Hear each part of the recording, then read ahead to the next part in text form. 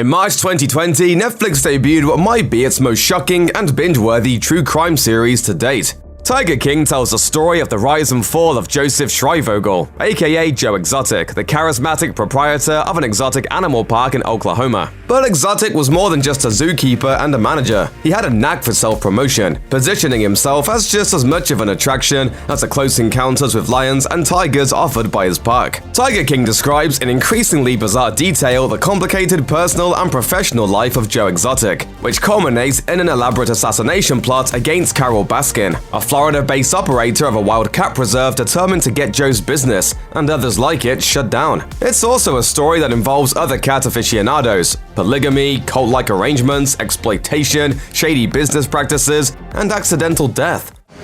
I am never going to financially recover from this.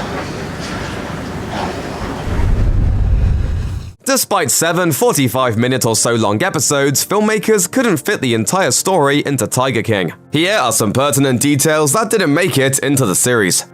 Joe Exotic is a serial monogamist, if not polygamist, boasting of his not exactly legal simultaneous marriages to John Finlay and Travis Maldonado. After splitting with Finlay and Maldonado's death, Exotic recoupled with Dylan Passage, but that's not the entire history of Exotic's many husbands. According to Intelligencer, in the late 80s, Exotic worked as a security guard at a Dallas gay bar, where he met a 19-year-old cowboy named Brian Ryan. They lived together for well over a decade, and were married at the bar where they met. Ryan was also around for many of the events depicted in Tiger King. He was there when Exotic's older brother Carole died in 1997, and when Exotic opened the GW Exotic Animal Memorial Park in his memory. Ryan died in 2001, and according to zoo employees, his passing helped trigger Exotic's escalation toward colorful and erratic behavior. He also started spending a lot of time at a gay bar called the Copa, where he met his next husband, J.C. Hartpence, who later ended up sentenced to life in prison for murder. After that, Exotic met Finlay, and while with him met a young insane clown posse fan known only as Paul, and they all slept together in one big bed. Only after Paul departed did Exotic hook up with Travis Maldonado.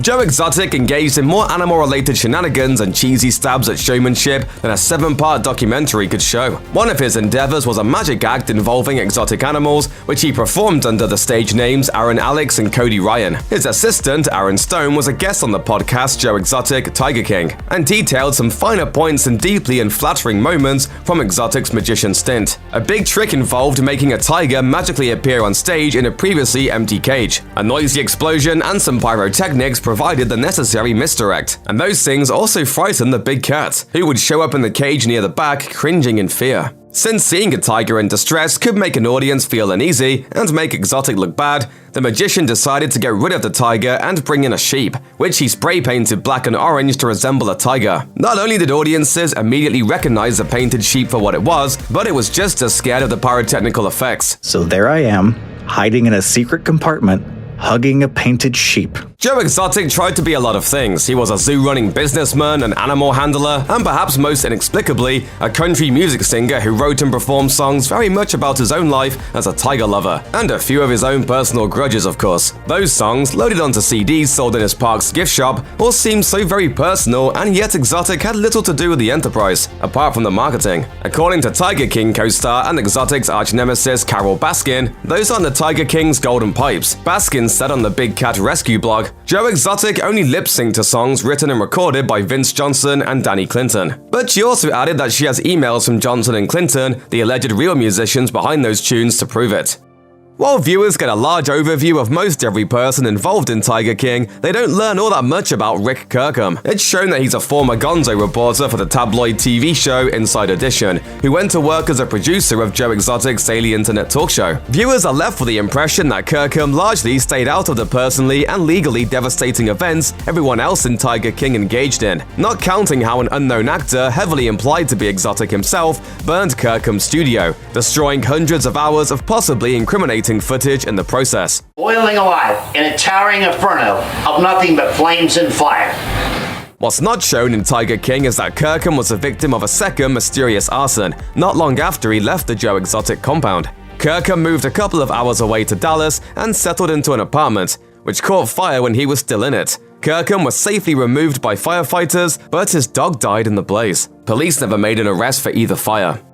The third episode of Tiger King dives deep into the backstory of Carole Baskin, leader of the Big Cat Rescue Animal Preserve and subject of a murder-for-hire plot by Oklahoma cat zoo operator Joe Exotic. Viewers learn that Baskin's previous husband, Don Lewis, disappeared in 1997, and Joe Exotic and his associates believe that Baskin killed him and fed his remains to her beloved big cats. So the whole world's wondering, would you actually grind your husband up, feed him to the tiger so there's no evidence? Some of the details of his disappearance presented in Tiger King may raise eyebrows, such as a claim that Lewis tried to file an injunction against his wife after she threatened physical harm. But Baskin's side of the story reportedly wasn't completely represented, nor was Tiger King the documentary she initially believed she was hoping to make. Speaking about the filmmakers in an interview with Vanity Fair, Baskin claimed, "Their pitch was what they were trying to do was create the blackfish of the cat industry." That's a reference to a previous animal rights-related documentary, an expose on SeaWorld that made waves in 2013. Baskin participated in filming for Tiger King for 5 years, even through the exploration of her former husband's death, which she says awakened a lot of painful memories. She claims to have fully participated with authorities in trying to track down Lewis, to no avail. She also shared her own theory on what happened to him with the Tiger King filmmakers, floating the notion that Lewis's secretary killed him. That's an interesting angle, but one Tiger King doesn't delve into, probably because it didn't have anything to do with cat people. Maybe one day another documentary will come along to dig into the aspect of the story a little more. Check out one of our newest videos right here, plus even more Looper videos about your favorite movies and TV shows are coming soon. Subscribe to our YouTube channel and hit the bell so you don't miss a single one.